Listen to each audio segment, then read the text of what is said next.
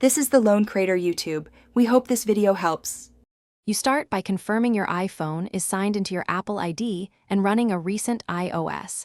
This avoids unexpected prompts. Next, open Settings and enable location services under Privacy so apps can access location. This is required. Once done, make sure you know the recipient's Apple ID or phone number because you'll add them directly when sharing. These actions remove blockers and let you proceed smoothly into sharing without interruptions. Open the Find My app and tap the People tab to begin. This centralizes location sharing under Apple's privacy model.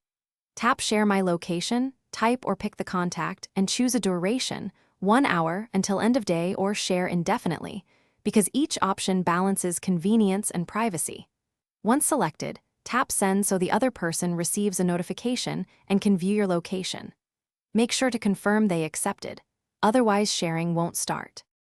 Finally, verify Share My Location is enabled under Settings your name Find My so the system permits sharing. If the recipient can't see you, check network connectivity, location services, and that date and time are set automatically. These affect accuracy. If problems persist, sign out and back into your Apple ID or restart the iPhone to refresh services. One key troubleshooting tip: if contacts show location not available, ask the recipient to confirm their settings and accept the share. Thanks for watching. Consider subscribing if we helped you.